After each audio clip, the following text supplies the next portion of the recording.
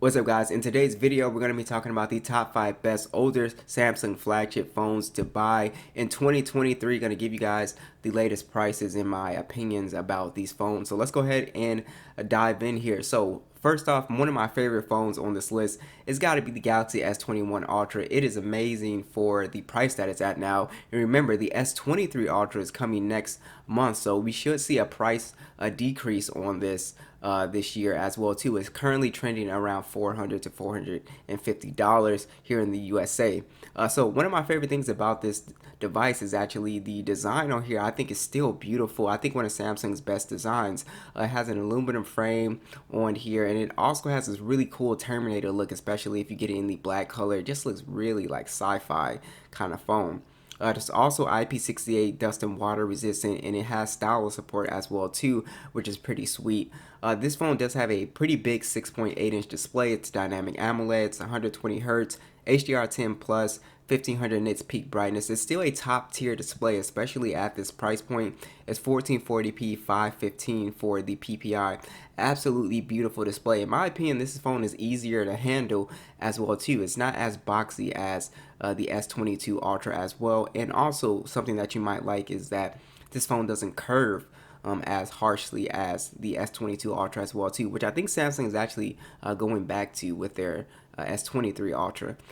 So as far as the software treatment, believe it or not, this phone actually is getting the same software treatment as the S22 Ultra. So this phone is running Android 13, One UI 5. I have the Snapdragon 888 version, and it is a beast when it comes to performance. It pretty much flies through anything. There's not anything this phone can't do that the S22 Ultra will do, and that in my opinion, the S23 Ultra is still going to give you that top tier flagship performance here. You also have excellent gaming performance on here, even though I think these AAA chips with gaming, or the 8 series chips in general, these phones do kind of heat up a little bit. But in general, I haven't had any problems, any serious problems with mine. You do have 128 gigs of internal storage and 12 gigs of RAM on here, but the 256 gig is floating around pretty easily, so you can find it for pretty cheap.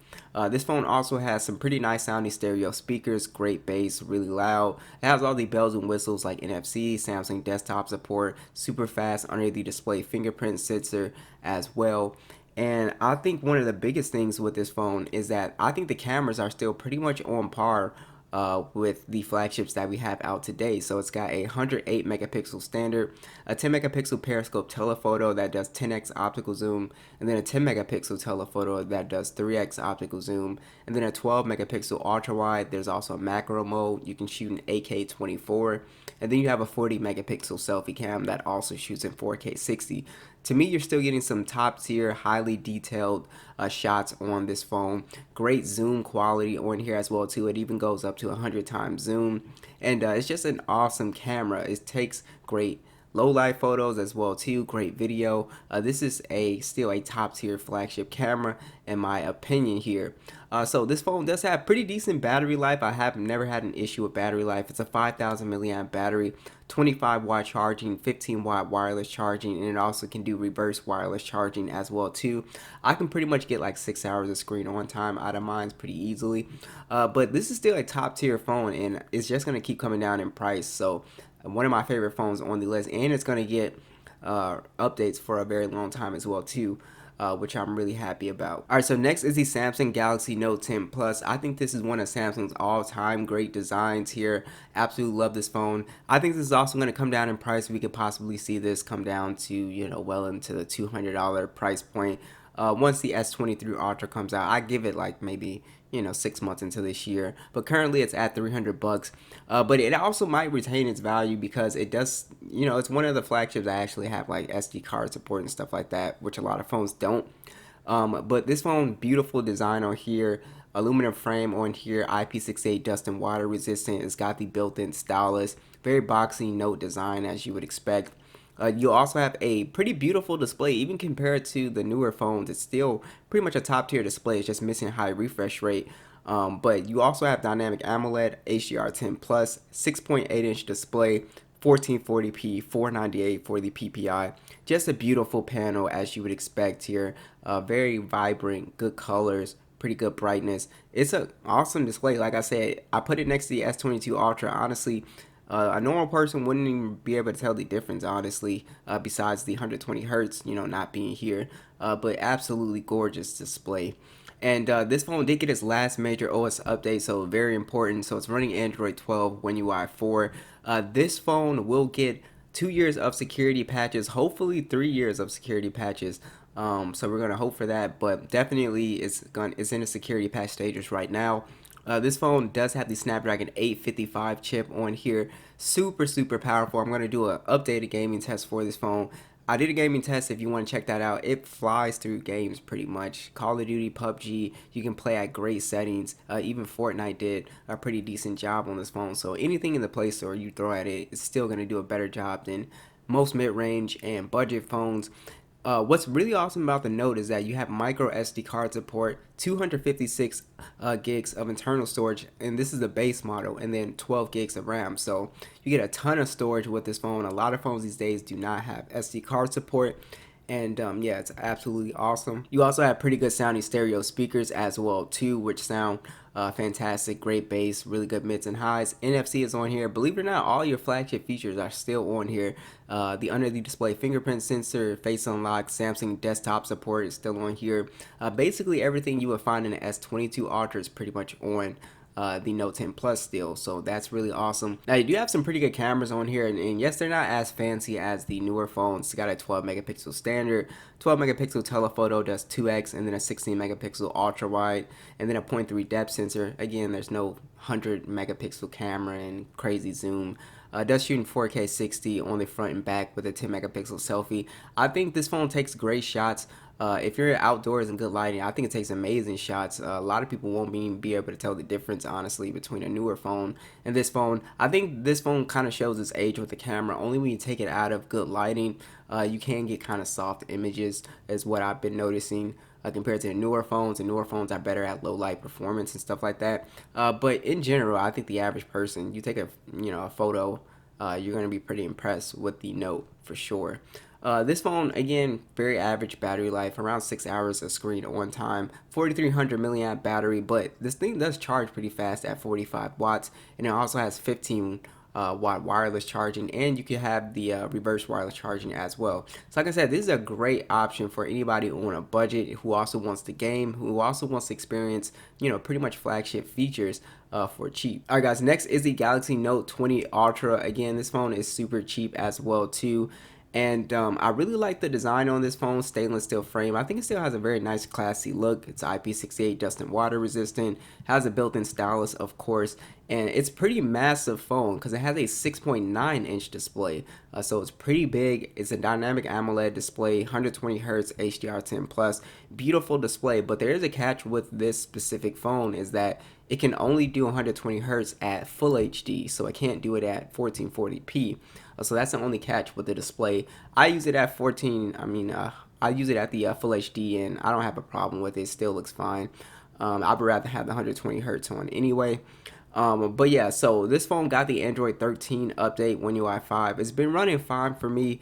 This phone also is in its security patch stages. We'll get security updates for the next 2 to 3 years, I believe, as well too. So that is really sweet. This phone is also super powerful, super efficient when it comes to the chipset. It's got the Snapdragon 865 chip on here. One of my favorite chips, because this phone does not really run high. It does a great job gaming. It doesn't really ever stutter. For me as well too. It's a really awesome chip. And also, this phone does have SD card support as well too, something that you will not find in a lot of flagships. So you can put a ton of stuff on this phone if you take a lot of video, download a lot of stuff. The base is 128 and 12 gigs of RAM. And then also on this phone, pretty good stereo speakers on here, no issues with that. NFC is on board. Fingerprint scanner on the display, still very fast. And then all your bells and whistles are still here with this phone. Samsung desktop support, reverse wireless charging, all that good stuff. Where this phone kind of still feels pretty modern is actually with the camera. So it's got a 108 megapixel lens, so it takes some very detailed shots 12 megapixel periscope telephoto lens. It does 5x optical zoom, and then it has a 50 times hybrid zoom. And then you have a 12 megapixel ultra wide. This shoots in 8K 24, and then a 10 megapixel selfie that shoots in 4K 60. I think this takes some phenomenal photos still. And again, for people who want something that you take a lot of zoom shots and stuff like that, this phone is still great for that. It still takes very highly detailed shots as well too, and just impressive video at 8K as well too, which is really nice. So I absolutely love this phone, and it still feels super modern. And like I said, it's only going to get cheaper from here. So definitely keep your eye on the Note 20 Ultra. Battery life, again, Samsung, with this phone, it's 4,500 milliamp, hour battery, and it's only 25-watt charging, which is slower than the Note 10 Plus. But battery life is actually fine on here. I still get around maybe 6 hours, 5 hours and 30 minutes. Really, all the Note phones and current S series phones, they kind of feel on par with battery life. They all sort of get around like that 6 hours. So I would love to see Samsung sort of upgrade the battery, do something to make these phones last a little bit longer. All right, guys, next is the Galaxy S21 FE. Phenomenal phone for the price that it is in the renewed refurbished marketplace. I'm seeing these for like 288, 300 flat. So I think that's excellent for this device. I think it's a pretty impressive device for that price point. Now, yes, this does have the plastic back, which it's not a big deal for most people because it's more durable than glass, right? So if you drop your phone, it's not gonna shatter the back. And you got to keep that in mind for when you're ready to sell your phone. You don't want to sell it all cracked up. So that's why I'm like, I kind of gave Samsung a break for the plastic backs, right? It's got an aluminum frame, so it doesn't feel like cheap in the hand at all. It's got IP68 dust and water resistant. It is a dynamic AMOLED, 120 hertz display, HDR10 plus, 6.4 inches, 1080p, 403 for the PPI. So it's a beautiful display, really slim bezels on here, punch hole. I think it looks phenomenal. It's a really nice looking display when you see it. And also this phone, since it came out in 2022, it's also going to have a pretty long update lifespan as well too. It's running Android 13. It's got the Snapdragon AAA processor, so this phone super fast. It can basically do anything, play any game you want it to. So it's a very fast phone. No SD card support, 128 gigs of internal storage, 6 gigs of RAM. You do have the stereo speakers on board. They sound pretty good. And then you also have no headphone jack, of course, and then NFC is on board. And then the fingerprint scanner on here is very fast. And what's really awesome about this phone is actually the cameras are pretty impressive. It's a 12 megapixel standard, 8 megapixel telephoto, does 3x, and then a 12 megapixel ultra wide, shoots in 4K 60 on the front and back, and then has a 32 megapixel selfie cam. This takes some phenomenal shots. I think the shots on here were beautiful, great dynamic range, great colors. I think for the price that you're getting like pretty much still flagship quality photos. Now, it doesn't have all the like fancy zoom and stuff like that, but I think if you're a point and click person, you'll be impressed with this. It does great in low light as well too. I think this phone sort of flew under the radar because a lot of people didn't like that it was plastic and whatever else was the other phones compared to it. So yeah, so I think this phone is at a great price now, and I definitely pull the trigger on this one. It's got 4,500 milliamp battery, so the battery life is pretty good. It's 25-watt charging. I was able to get through the full day, no problem. So I think now that this phone has come down in price, I think it's an awesome deal. Honestly, I think it's going to keep coming down in price. I could easily see this at like $250. All right, so last is the Galaxy S10 Plus. And really, you can put any Galaxy S10 series phone in this spot, whether it's the S10e, the standard S10, or the S10 5G. It really comes down to your personal preference, but I think the S10 Plus sort of like, I think it's the best, out of the bunch because just the size of it and all that good stuff. So I think it's the best for most people. Absolutely love this phone. You could pick it up easily like $200, if not cheaper, on eBay.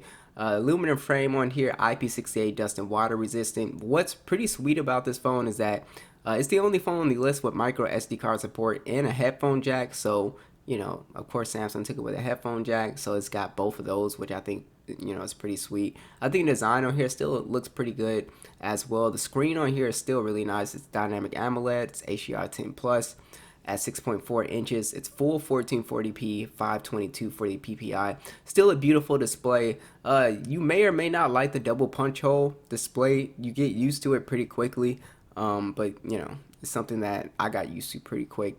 So this phone also got its last major OS update, Android 12, One UI 4.1, and it is also in its security patch stages.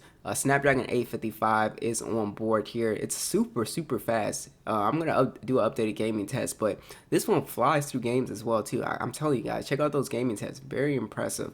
Like I said, 128 gigs of internal storage, 6 gigs of RAM, and like I said, the stereo speakers on here are pretty good. You have the headphone jack.